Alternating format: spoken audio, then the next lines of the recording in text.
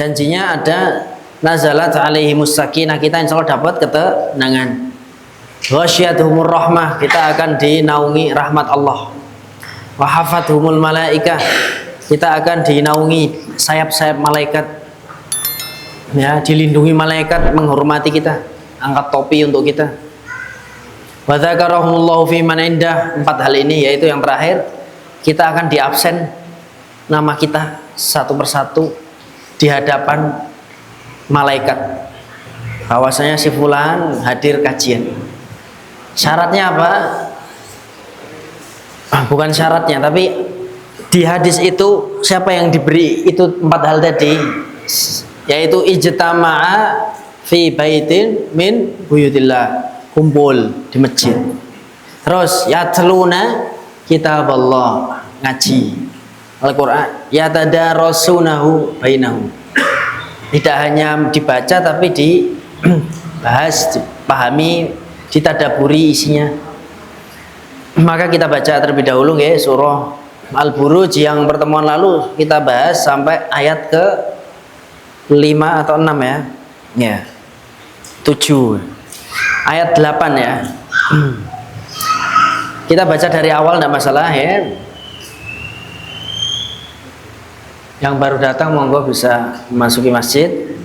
Tadi saya juga dari Banjarsari ya, dari dekat rumah beliau. Tidak dari Bagi tadi.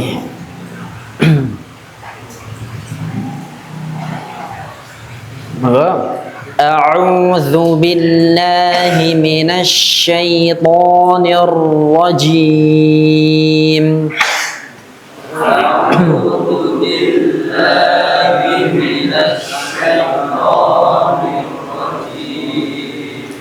Bismillahirrahmanirrahim.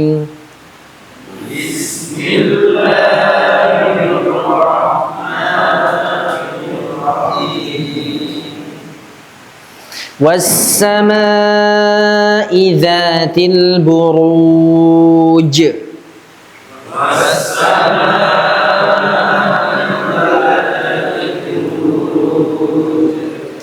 Wal yaumil maw'ud.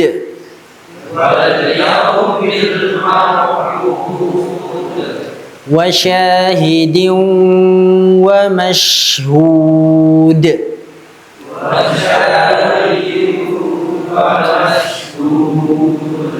Qutila ashabul ukhdud.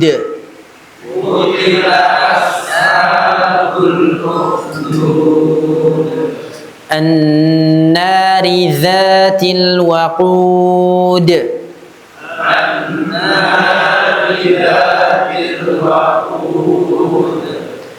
Idhum 'alaiha qu'ud.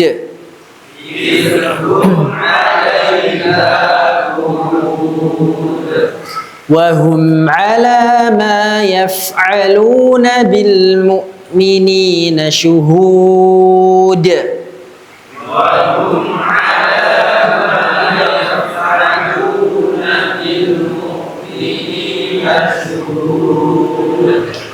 Wa ma naqamu minhum illa an yu'minu billahil azizil hamid.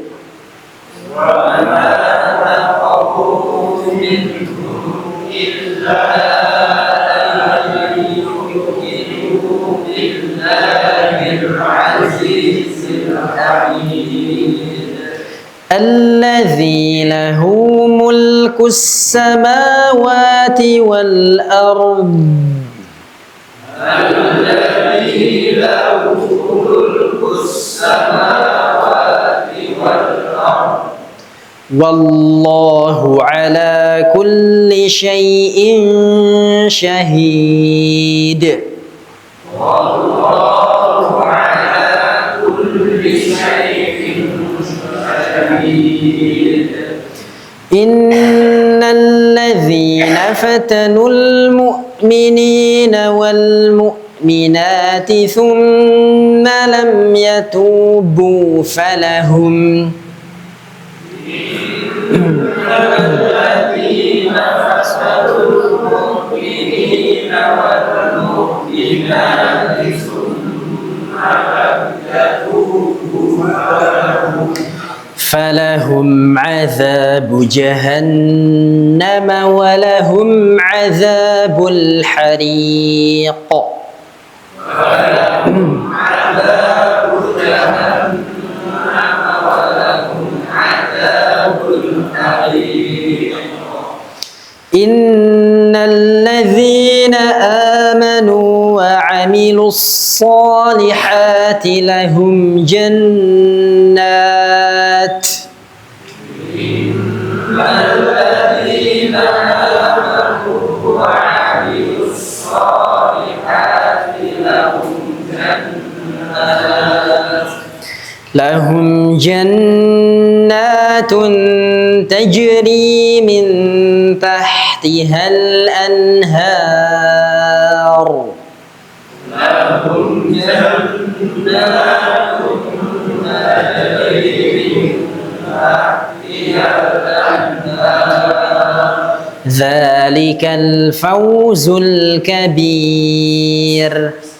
ذلك الفوز الكبير.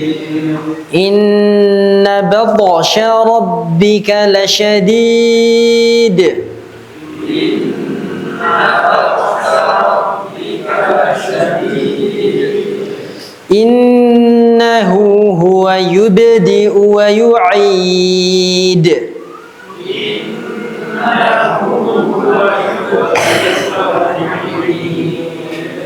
وهو الغفور الودود.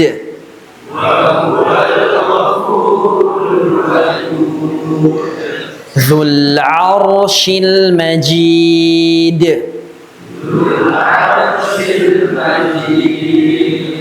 فعال لما يريد.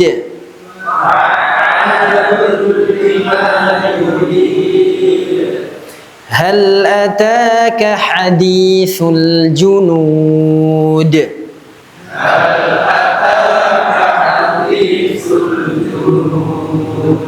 فرعون وثمود.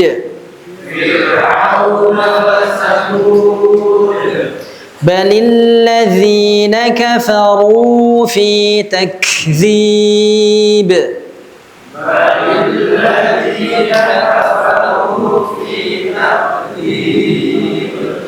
والله من ورائهم محيط.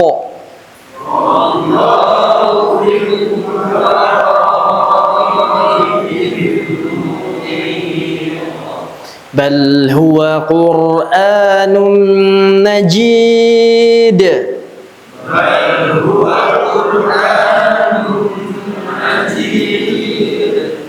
في لوح محفوظ.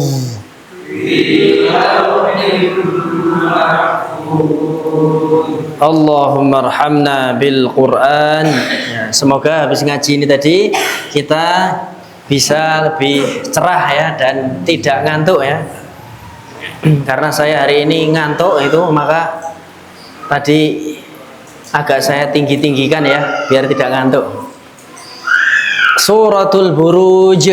Pertemuan lalu kita membahas tentang Ghulam ya, kisah Ghulam yang diceritakan dalam kisah yang berkaitan dengan surah Al-Buruj yang merupakan tempat beredarnya bintang-bintang atau gugusan bintang ya. Kemudian Allah Subhanahu wa taala bersumpah demi tadi gugusan bintang, kemudian hari hisab yaitu hari kiamat. Kemudian Allah bersumpah demi setiap saksi dan yang disaksikan yaitu para rasul yang menyaksikan atas umat-umatnya bahwasanya dakwah ini sudah disampaikan kepada umat. Apakah kita menjawab dakwah itu? Menjawab boten kira-kira? Ya. kita jawab ya. Dakwah para rasul. Itu ayat ketiga kemarin. Kemudian siapa yang dilaknat di sini? Qutila itu dilaknat ya, ayat 4, yaitu mereka orang-orang kafir yang membakar jamaah kaum muslimin mukminin di parit. Di mana lokasinya, ada yang ingat? Kemudian teng Yaman, teng Yaman, di parit di Yaman ya. Siapa mereka? Adalah Nasara Najran, Nasrani dari Najran ya. Alladzina kanu ala dinit tauhid, yang Nasrani saat itu berada pada agama tauhid. Ngerti nggih? Di Al-Qur'an ada nggih, surah Al-Baqarah, innal ladzina amanu wal ladzina hadu wan nasara was-sabiin. Zaman dulu mereka termasuk orang-orang yang beriman zaman dulu nggih. Adakah orang Nasrani yang beriman sampai sekarang? Sekarang orang Nasrani sekarang yang beriman, bertauhid, itu ada enggak? Ada, jadi umat Islam. Jadi kita umat Islam ya. Jadi kalau orang ngaku-ngaku Nasrani ya, yang sesuai tauhid, itu ya mesti sudah jadi Islam sekarang ya. Karena agamanya Nasrani itu aslinya Islam, agamanya Yahudi aslinya Islam. Yahudi hanyalah kelompok yang karena dia lama hidup di dunia ini jadilah agama. Seperti Khawarij, awalnya kelompok urusan politik jadi agama. Syiah awalnya kelompok ya loyal, lebih condong ke Ali, sekarang jadi agama. Seperti itu biasanya. Nasoro, mereka adalah para hawariyun, penolong Nabi Isa, pembela Nabi Isa, bodyguard yang membela ajaran Islam yang dibawa oleh Nabi Isa alaihissalam. Tapi karena kelompok ini sudah lama hidup, biasa suatu kelompok atau jamaah organisasi itu kalau udah terlalu tua ya, terlalu lama, mesti mengalami degradasi. Mau kelompok apa? Kelompok paling senior yang ada di Indonesia sebelum Indonesia merdeka, ada kelompok kaum muslimin ya, yang menyelamatkan negeri ini dengan perjuangannya. Karena terlalu lama, lama-lama wes rasa sholat, ada yang begitu, ada yang menghalalkan segala cara untuk tadi bermudah-mudahan dengan yang bukan mahram dan lain sebagainya. Biasanya terjadi seperti itu ya. Kelompok-kelompok yang kuat adalah kelompok yang menjadi sasaran empuk para musuh-musuh Islam untuk dibusukkan terlebih dahulu. Maka siapa yang paling benar adalah yang berpegang pada tauhid.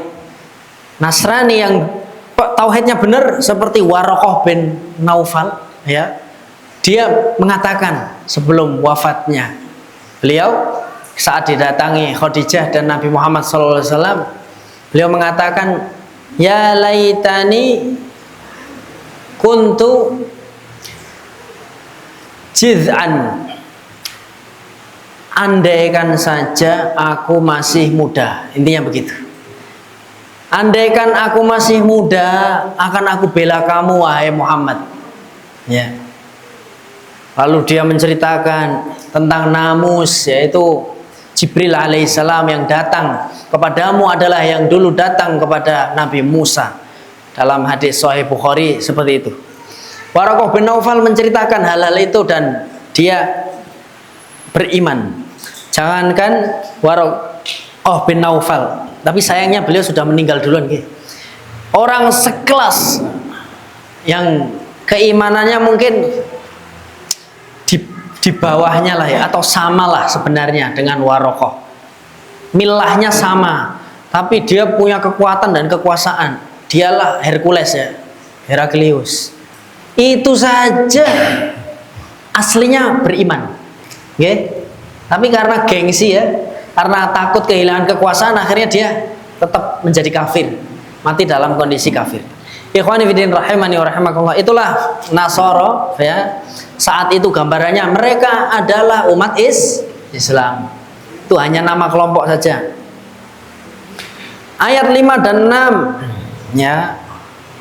An-nari dzatil waqud idhum 'alaiha qu'ud. Sepertinya sampai sini ya kemarin ya.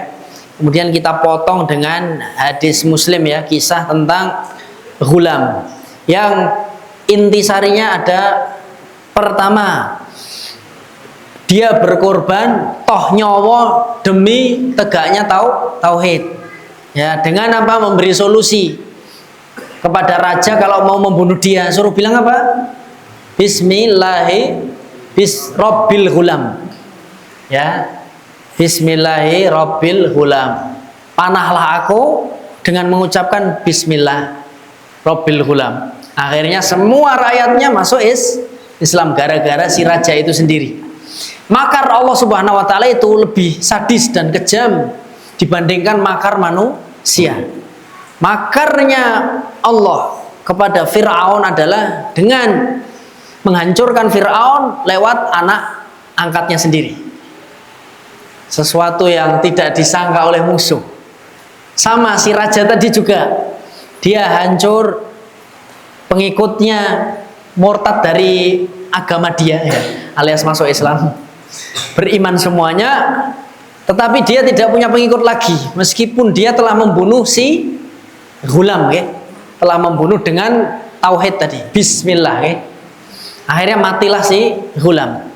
Siapkah kita untuk menjadi ghulam-ghulam di zaman ini? Siap buatan? Ya, yang tausiah di depan ini juga ditanya, siap buatan? Ya, kita semua harus siap ya. Bismillah ya. Salah satunya apa yang terkecil kalau kaitannya sama masjid? Siapa yang rela berkorban untuk masjid? Namanya begitu ya. Siapa yang rela untuk mengeluarkan infaknya untuk dakwah? Siapa yang rela meninggalkan tadi keluarganya untuk thalabul ilmi, berdakwah, atau ajak-ajak keluarganya? Nah, itulah pengorbanan ghulam-ghulam hari ini ya. Nah, kira-kira siap boten kita untuk menjadi ghulam yang mengorbankan segalanya untuk Islam boten? Sepenting tauhid tegak. Apa tuh ya? Berat ya. Semoga Allah memudahkan kita. Amin ya rabbal alamin. Kemudian yang kedua, pertama bismillahirrahmanirrahim. Yang kedua, gimana caranya ketika kita menghadapi orang zalim, apa doanya? Supaya Allah saja yang menghancurkan mereka. Kita udah pasrah, no?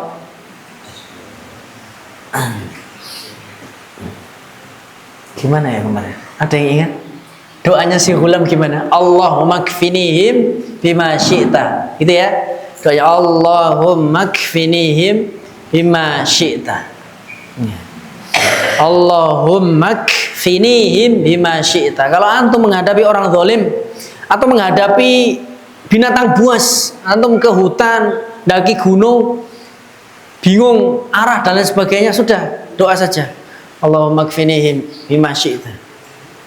Allahumma kfinahum bima syi'ta wa kaifa syi'ta kalau berjamaah, domirnya diganti.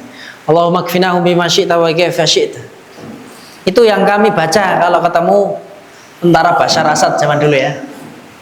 Lewat checkpoint gitu ya. 1000 tentara pernah itu ya. 1000 tentara menghadang. Setiap yang lewat ditanyain paspor, seperti itu. Ya. Apa? Kita berdoa saja ya. Berdoa. Allahumma kfinihim bima syi'ta wa kaifa syi't. Itulah doa si ghulam tadi. Dan apakah dikabulkan oleh Allah? Dikabulkan bukan? Dikabulkan. Kenapa? Itu artinya adalah ya Allah, aku cukupkan sajalah semua ini. Kupasrahkan kepadamu, engkau saja yang menghadapi mereka. Terserah engkau bagaimana caranya. Dengan cara apa silahkan ya Allah. Jadi artinya apa? Kita memasrahkan makar itu kepada Allah. Okay. Meskipun nampaknya kita kalah. Meskipun nampaknya kita kalah. Itulah intisari kisah ghulam dalam hadis riwayat Muslim. Dari ayat 1 nanti sampai sini. 5, 6, 7, 8. Ya, sampai ayat 8. Kemudian sekarang kita baca tafsir yang ayat 5 dan 6 ya. Intisarinya tadi bismillahirrahmanirrahim sama Allahumma kfinahum Allahumma kfinihim bima syi'ta, itu cukup insyaallah. Ngoten nggih? Berkorban toh nyawa untuk tauhid ini. Ayat 5 dan 6. An-nari dzatil lahabis syadidi bima tawaqqada bihi. Atau tuqadu bihi. Tuqadu bihi. An-naru dzatul lahabi. Neraka yang zatu, yang memiliki lahab merah yang sangat, maksudnya api yang menyala-nyala. Ngerti nggih? An-naru dzatul lahabi, api yang menyala-nyala. Asyadi, an-naru dzatul lahabi asyadidi, yang sangat menyala gitu ya, sangat merah, menyala, sangat menyala. Bima tuqadu bihi, ya, menyala dengan apa? Ya bahan bakar yang digunakan untuk menyalakannya. Bahan bakar neraka apa? Waduh, udah tahu ya kita ya, astagfirullah. Ternyata bahan bakarnya adalah waquduha nas, berarti manusia duluan sebelum bebatuan. Wal hijarah, bebatuan. Burung ababil itu melempar pasukan gajah dengan apa? Batu. Batunya itu bahannya apa, Pak? Ada yang tahu? Batu yang dipakai burung ababil niku menurut ulama tafsir apa? Mungkin antum pernah dengar. Batu, apakah batu kerikil seperti itu? Batu yang dari batu gede yang dipeceli itu biasanya jadi kerikil-kerikil itu, apakah begitu atau batu napa kinten-kinten? Batu apa yang biasanya kalau bahan ya, bahan apa yang bisa mengeras kalau dipanaskan? Apa biasanya? Sesuatu apa yang lembek-lembek dipanaskan, dikeringkan, diluluh, keringkan, terus dibakar jadi watos, no nih. Jadi dalam tafsirnya ini Syekh Wahbah Zuhaili mengatakan Toirun ababil itu membawa batu-batu dari tanah liat. Antum tahu batu bata, genteng? Nah, itu kan kenapa di neraka kok ada batu gitu loh maksudnya. Loh, wajar di dunia saja orang mau membuat batu bata itu dibakar. Maka wajar kalau bahan bakarnya manusia dan batu. Batu yang dibakar ya tanah liat. Toirun ababil itu bawanya tanah liat yang sudah mengeras, dibakar, memerah sehingga dilemparkan ke bumi, itu bisa membakar pasukan gajah. Itu berdasarkan tafsirnya ya. Wallahu a'lamu bis-shawab. Karena saya juga belum pernah melihatnya. Berdasarkan data di kitab ini begitu. Maka kalau antum tidak usah bingung batu-batu yang keras-keras begitu, kita tidak tahu. Tapi yang pernah tertulis batu yang diambil toirun ababil dari neraka itu adalah dari tanah liat. Seperti itu. Kenapa? Karena yang berfaedah kalau dibakar itu ya tanah liat. Ya kan? Jadi gendeng, jadi batu bata, itu kan dibakar, tambah atos. Keramik nggih, terus nggih, keramik. Granit mboten nggih? Oh, granit mboten, marmer mboten. Nah, ngeten niki nggih. Ya. Ikhwani fi din, akhwati fillah, azzani Allah wa iyyakum. Itulah an-naru dzatul lahabi syadid bima tuqadu bihi.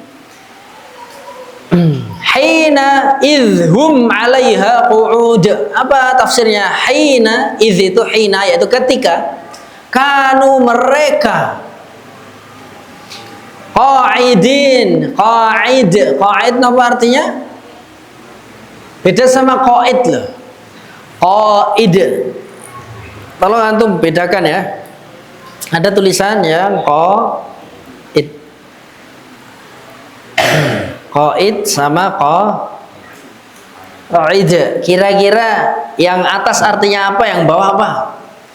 Yang atas artinya komandan, qa'id, Pak Komandan. Yang bawah qa'id artinya qa'id. Qa'id itu apa? Duduk ya. nongkrong. Mereka semua duduk-duduk. Qa'idin, didudukkan nggih. Didudukkan. Ya, kanu qa'idin, mereka didudukkan ala hafa, di bibir. Hafa itu di pinggir. Hafa itu pojokan di pinggir. Ukhdudin nar, yaitu apa? Di tepi parit yang nar, di dalamnya ada api. Orang-orang ini didudukkan di situ siap dicemplung ke api. Untuk apa? Disiksa. Hina kanu qa'idina ala hafati ukhdudin nar. Kemudian ayat yang ke-7, wahum ala ma yaf'aluna bil mu'minina syuhud. Wahum, dan mereka orang-orang kafir yang membantu si raja tadi untuk membunuh orang-orang beriman, yang mereka beriman gara-gara bismillahirrahmanirrahim. Mereka orang-orang kafir, raja yang kafir itu hudur. Hudur itu apa? Menyaksikan dan hadir di eksekusi mati rakyatnya. Jadi raja yang parah itu adalah dia yang tega melihat rakyatnya tersiksa. Okay? Seorang pemimpin yang tega melihat rakyatnya tersiksa, disiksa. Zaman dulu disiksa dengan api. Jangan bilang sekarang. Sekarang aman kok, aman. Sekarang tidak ada ya penyiksaannya. Paling adanya cuman gelondongan kayu sama dibiarkan. Kadang gimana Pak?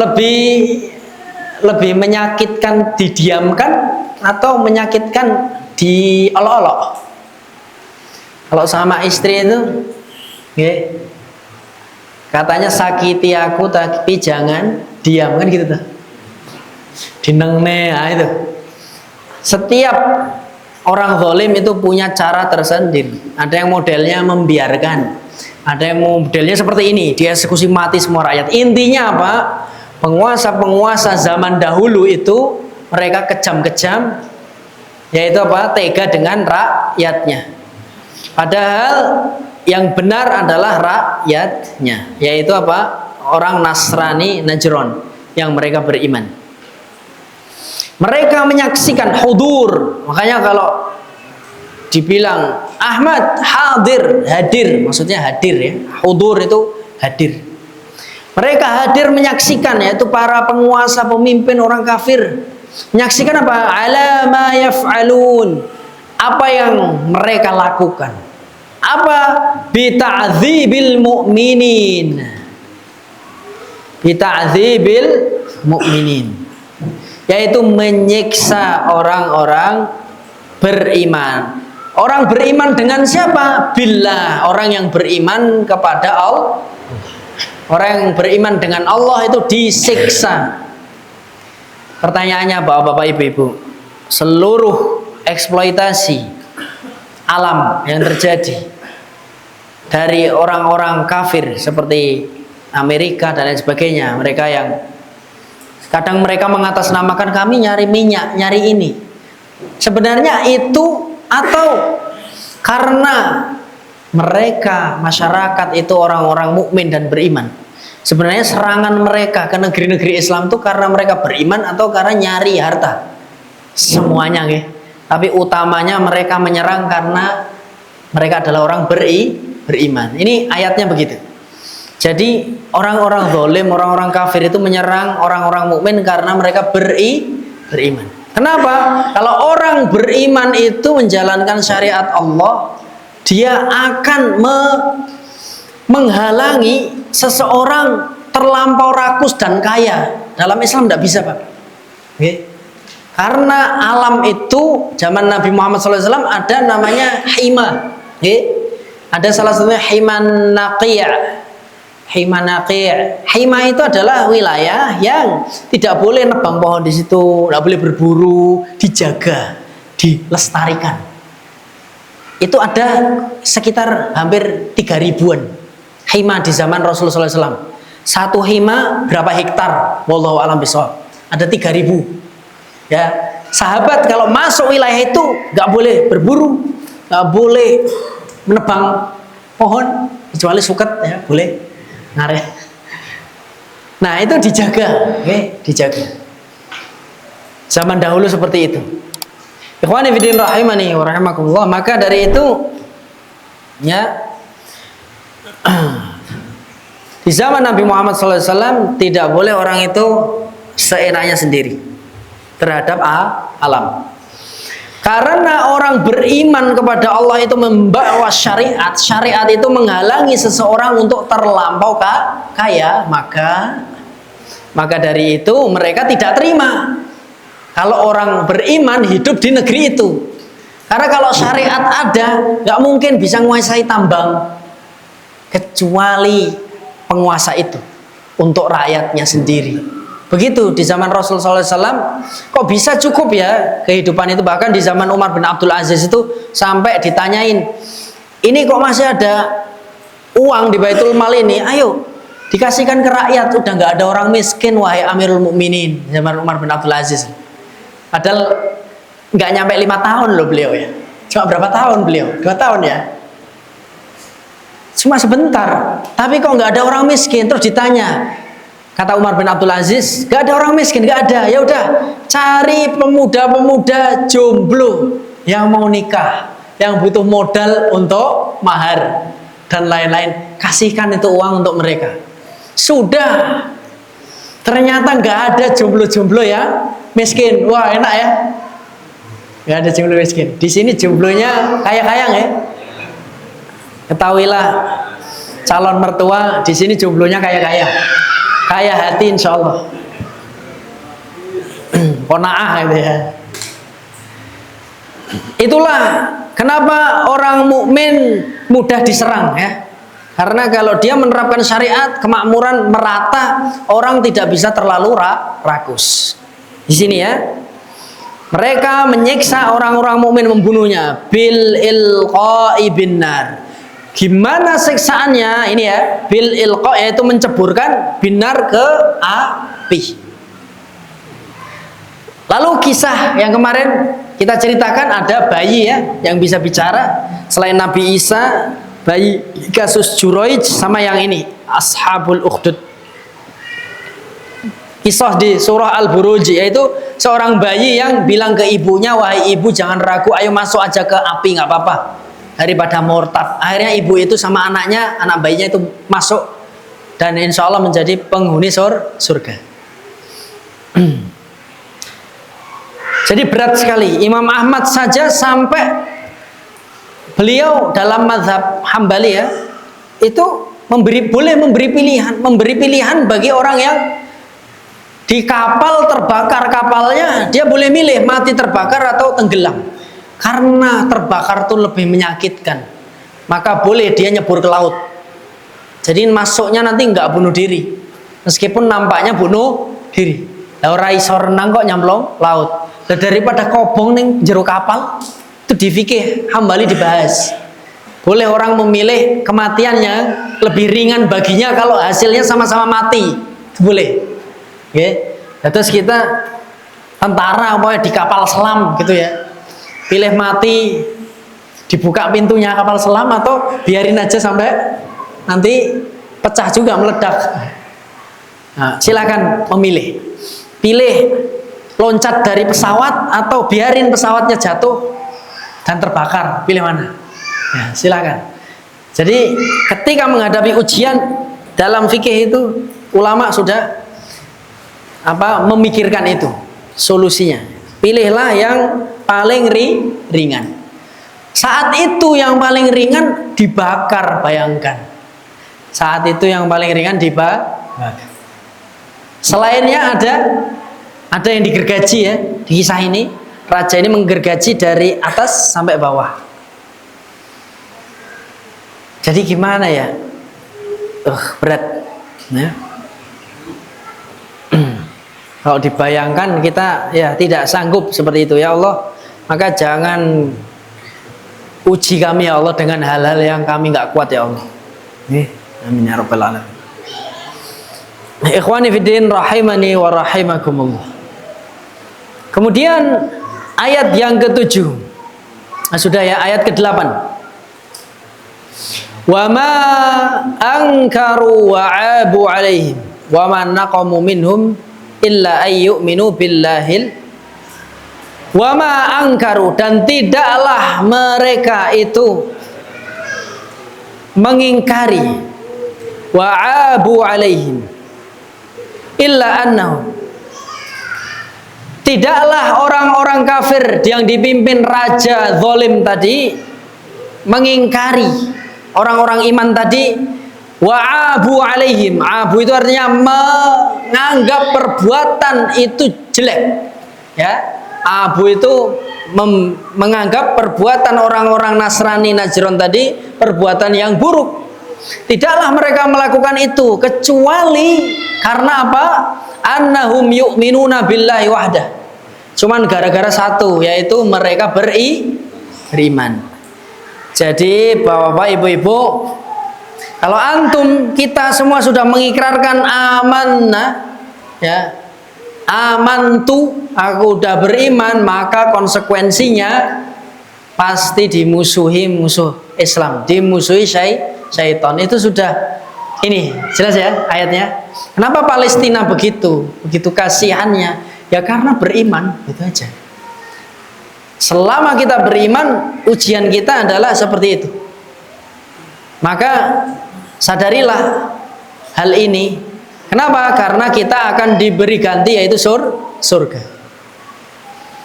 Illa annahum yu'minuna billahi wahdah. Gara-gara mereka beriman kepada Allah saja. Coba kalau antum buka surah umpamanya Al-Furqan, ya. Al-Furqan. Ya wailata laitani lam attakhidh fulanan khalila laqad adallani 'anidh dzikri ba'da idz ja'ani wa kana asyaitanu lil insani khadhula.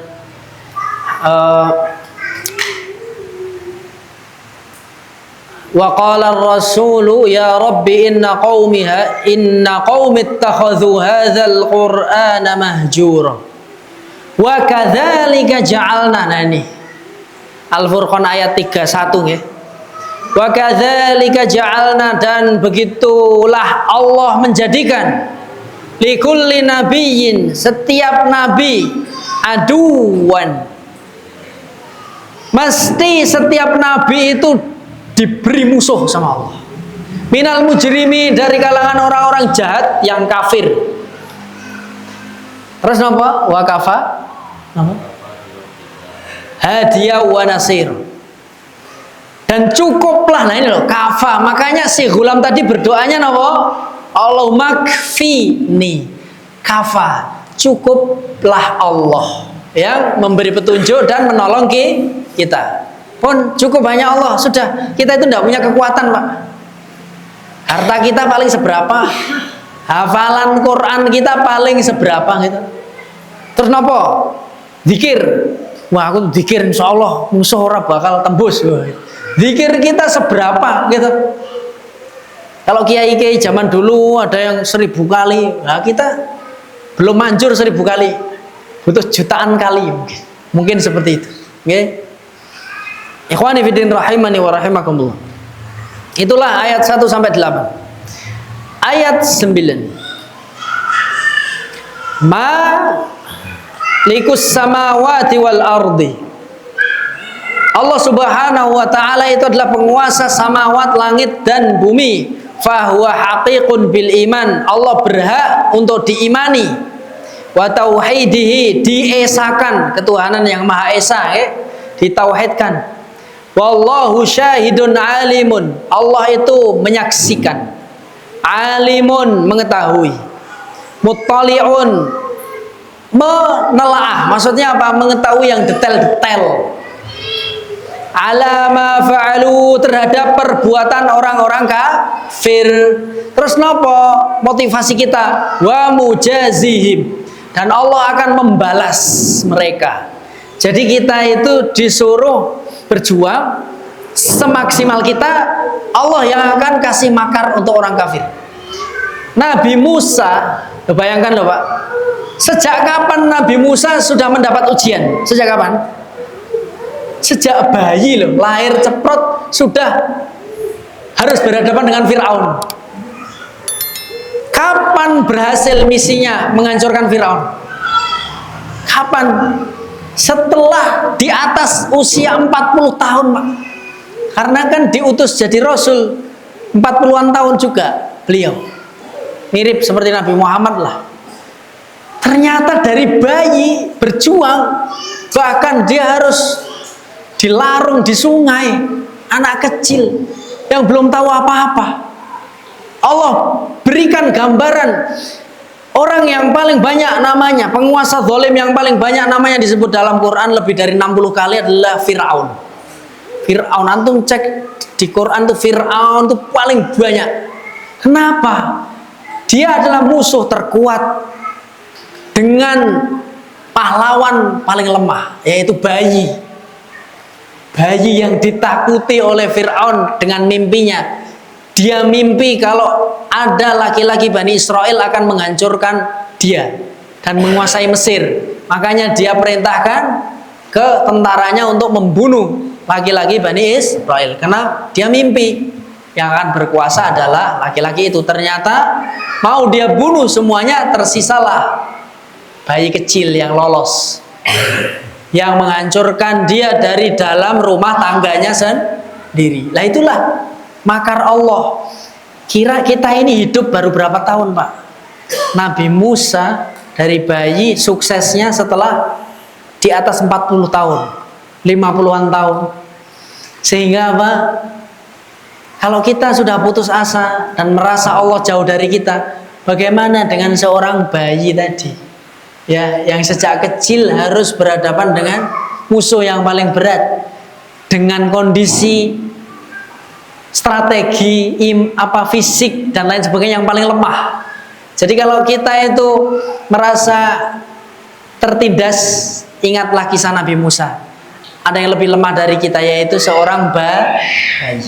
Sementara kita masih lebih kuat, kok kita putus asa. Ikhwani fiddin rahimani wa rahimakumullah.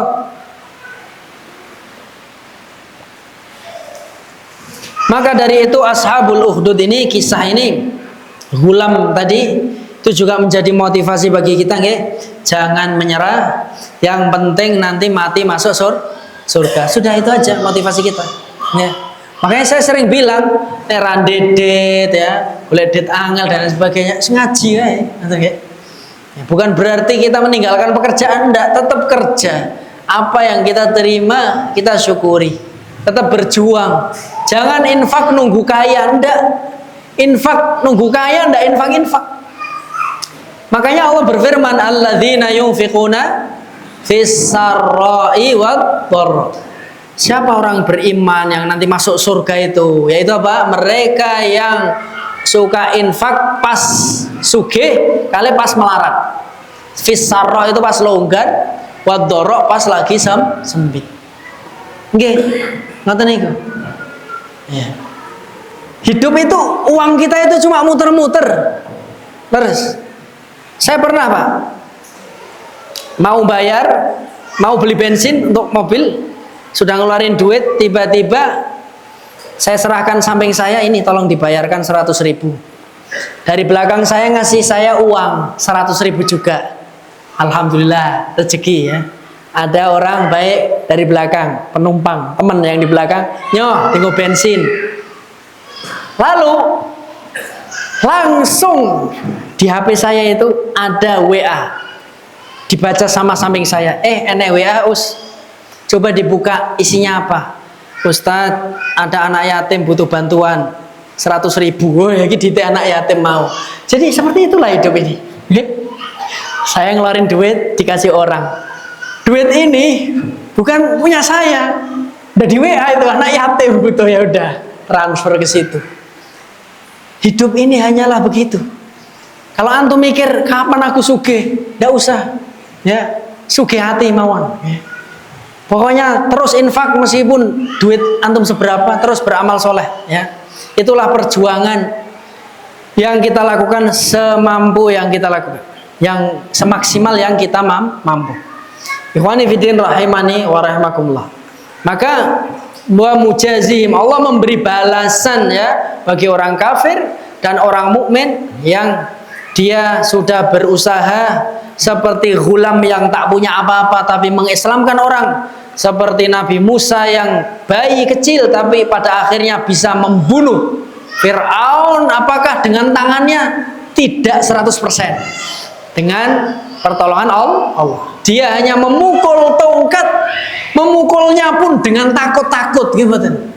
Tenan pora, isok pora. Diyakinkan sama Allah. Ayo, idrib bi'asakal hajar. Idrib bi'asak.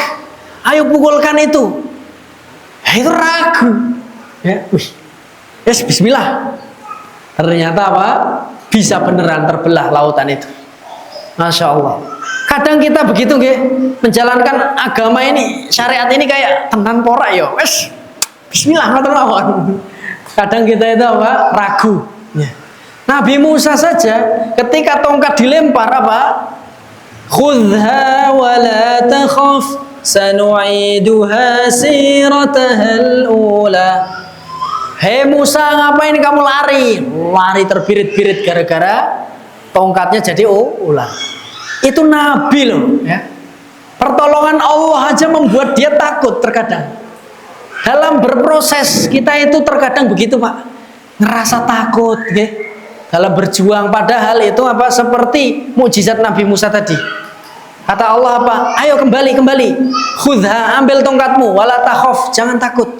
Itu nanti sanu'iduha, akan aku kembalikan tongkat ular itu jadi tongkat lagi.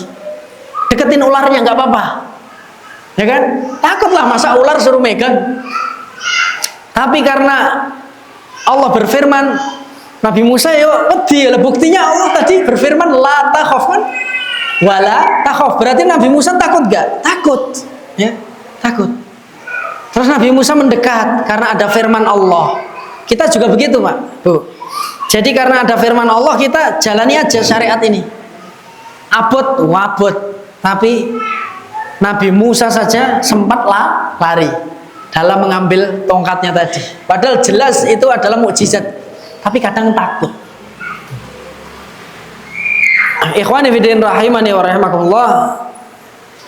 Ayat 10. Innal ladzina fatanu. Ini, tolong ini hati-hati bagi ya kita semua. Kepala rumah tangga, pemimpin di rumah kita itu juga bisa terkena ini, hati-hati nggih. Innal ladzina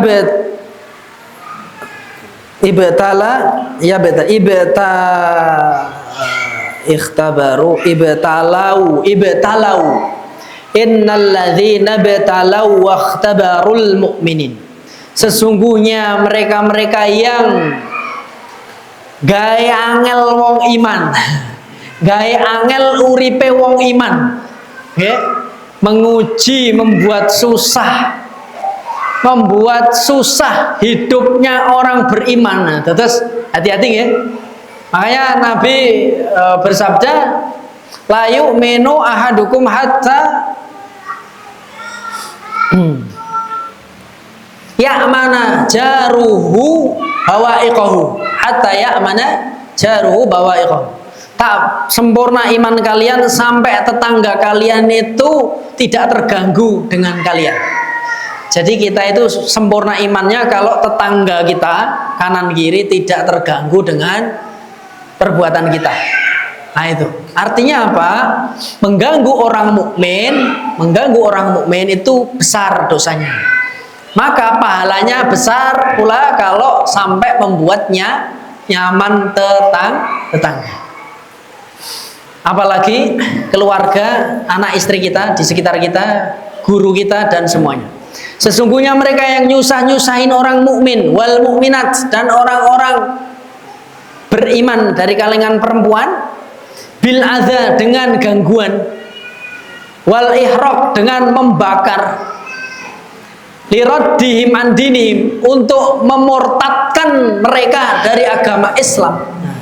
Untuk memurtadkan mereka dari agama Islam, tsumma lam yatubu, terus enggak tobat, Nah, ternyata kalau tobat boleh nggih. Benyamin Netanyahu nek tobat nggih, monggo. Ngoten nggih. Zaman Nabi juga, Nabi bersabda gitu ya. Allahumma a'izzal Islam bi ahadir rajulain. Dalam hadis dhaif bi ahadi Umarain. Ya Allah, kuatkan Islam dengan dua Umar. Umar bin Khattab atau Amr bin Hakam alias Abu Jahal. Abu Jahal. Amr bin Hakam atau Umar bin Khattab, sama-sama ain mim ra. Yang Amr tambah wawu. Ya Allah, kuatkan Islam dengan salah satu dari dua ain mim dan ra, Amr atau Umar. Benar nggih? Ternyata yang terpilih sinten? Umar. Jadi dalam pepatah Arab itu mengatakan ahbib habibaka haunan ma. Cintailah orang yang kau cintai itu biasa aja. Asa ayyakuna baghidaka yauman ma. Takutnya suatu saat dia akan membuatmu marah. Jadi kamu terlalu marah sama dia nanti. Wa abghid baghidaka haunan ma. Dan marahlah sama musuhmu itu biasa aja marahnya. Jangan terlalu. Asa ayyakuna habibaka yauman ma. Bisa jadi musuhmu itu akan jadi temanmu besok. Ya, seperti Umar yang dulu kafir, Khalid bin Walid yang dulu sampai membuat pasukan kaum muslimin kocar-kacir, ternyata Khalid jadi pendukung Nabi. Maka kita kalau benci itu jangan orangnya nggih. Bencilah nopo? Pelanggaran syariat yang dia laku, akhlaknya. Nanti kalau dia jadi baik, antum jadi cinta sama dia, melupakan masa lalunya. Nah, maka mereka yang memurtadkan itu summalam yatubuk, terus gak tobat min qubhi fi'lihim, dari keburukan perbuatan mereka, lahum yaumal qiyamati azabu jahannam. Mereka besok di hari kiamat dapat siksaan azab jahannam. Kenapa mereka disiksa? Satu, bikufrihim, karena mereka kafir. Dua, wa ihraqihim al-mu'minina, wa ihraqihimul mu'minin. Satu, kafir. Dua, menyiksa umat Islam, orang beriman. Jadi kita minimal kalau belum bisa membantu kaum muslimin, jangan nyerimpet-nyerimpeti. Kalau belum bisa membantu orang mukmin, jangan nyerimpet-nyerimpeti. Dan jangan berbuat kekufuran. Walahum azabu jahannamal muhriqu, dan mereka mendapatkan siksa neraka jahanam yang membakar. Karena dulu membakar umat Islam, minimal membakar hati umat Islam, maka mereka besok dibakar di neraka. Awil azab, ya, azabu jahannam al muhriq, awil azabu syadidul ihraq, atau azab yang sangat panas gitu ya, membakar, sangat membakar. Wa hadza bayanun lima sabab. Azab ini adalah keterangan dari ayat sebelumnya ya, yaitu apa? Falahum azabu jahannam. Terus ada azabul hariq. Azabul hariq adalah apa? Azab neraka. Azabnya apa? Dibakar. Intinya azab di neraka adalah azab panasnya api. Ikhwani fiddin rahimani wa rahimakumullah. Terakhir ayat 11. Innal ladzina amanu billah, sesungguhnya orang yang beriman dengan Allah, wa rasulihi, dan rasulnya, wal yaumil akhir, dan hari akhir, wa amilu salihal a'mali, dan mereka mengamalkan amal soleh. Jadi syaratnya nopo? Iman pada Allah, iman kepada Rasul, iman kepada hari akhir, terus amal soleh sesuai syariat ya, allati amarallahu biha, sesuai perintah Allah. 4 hal ini antum lakukan, maka lahum, mereka mendapatkan yaumal qiyamah, pada hari kiamat, jannatun, surga, tajri, yang mengalir, min tahti, dari bawah, hurofiha, kamar mereka, wabasatiniha, kebun-kebun mereka, mengalir nopo? Anhar. Anhar niku nopo? Sungai. Dzalika huwan najahul akbar. Itulah kesuksesan paling besar. Wahai teman-teman yang masih jomblo ataupun yang sudah menikah, ya, yang muda-muda ini terutama, kesuksesan itu gelar tertinggi itu besok gelar sebagai antum sebagai syuhada paling tinggi, gelar sebagai nabi. Ya, kita nggak bisa ya, gelar menjadi orang soleh, sukses masuk surga itulah ya, gelar status paling tinggi. An-najahul akbar, kesuksesan yang paling tinggi itu bisa masuk surga. Alladzi la yu'adiluhu najahun akhar, yang tak tertandingi dengan kesuksesan yang lain. Pesan terakhir ikhwani fiddin dari saya pada malam hari ini, ketika kita berseteru dengan saudara kita dengan kelompok lain, mungkin jamaah lain atau yang berbeda fikihnya, ingatlah jangan terlalu benci. Ya, jangan benci sama sesama muslim. Takutnya begini loh. Ya. Tiwas benci ning donya bamen sok ben mlebu surga bareng gitu loh. Kan ngapain susah-susah kita bermusuhan ya? Kalau besok kita masuk surga bareng. Maka lebih baik, nah ingatlah ini ya. Najahul akbar, kesuksesan yang paling besar masuk surga. Sehingga selama dia beriman sama-sama Islam, udah kita nggak usah sok-sokan gengsi-gengsian sama dia, nggak mau maafin atau terlalu kasar sama dia sesama muslim. Toh endingnya apa nanti? Masuk surga. Atau antum iri sama seseorang, ya Allah itu kok orang sukses banget toh, saya pengen kayak gitu. Terus antum jadi benci sama teman antum gara-gara dia lebih sukses. Gimana obatnya? Obatnya begini, ya Allah besok kan dia juga masuk surga insya Allah, saya juga masuk surga. Rizki kita di dunia ini sendiri beda-beda. Podo-podo mlebu surga ngapa ndadak iri? Gimana? Podo-podo mlebu surga kenapa harus iri? Toh kita akan menjadi teman di sana. Ya. Nggak usah iri, dia ilmunya lebih banyak. Nggak dilihat itunya, tapi mana yang berusaha mengamalkan. Thalabul ilmi antum sudah maksimal. Ya. Terus mengamalkan antum maksimal. Terus antum meninggal, padahal Islam yang difahami baru 5% umpamanya. Kira-kira masuk surga enggak? Masuk insya Allah. Beda sama orang yang udah 50% paham Islam, tapi mandek, nggak mau belajar lagi. Pun mogol, pun kapok, bosen sinau agama. Enten tiang ngoten niku enten. Kula nggih sering nasihati santri-santri kula ngoten niku enten. Ayo, daurah. Bosen aku tak sinau terus, aku tak dodolan. Ini jadi karyawan di salah satu mie yang terkenal, karyawan bakmi gitu ya. Wis apa-apa kono. Bosen sinau gitu. Padahal apal kitab-kitab ini, kitab itu, mazhab Syafi'i menguasai dia. Nah, pilih jadi karyawan. Gitu. Jadi ustaz tuh kena payu. Wah, tak bosen sinau aku. Ada yang seperti itu. Terus kita berusaha lah pokoknya mengembalikan dia kepada fitrahnya. Ikhwani fiddin rahimani wa rahimakumullah. Kita akan sama-sama masuk surga insyaallah. Maka tidak perlu saling terlalu kaku, terlalu lama bermusuhan, tidak usah lah. Okay? Ini yang dapat kami sampaikan. Semoga surah Al-Buruj ini intinya adalah menguatkan keimanan. Ya. Berkorban nyawa kita pun tidak masalah, yang penting kita masih beriman. Akhiru da'wana alhamdulillahi rabbil alamin.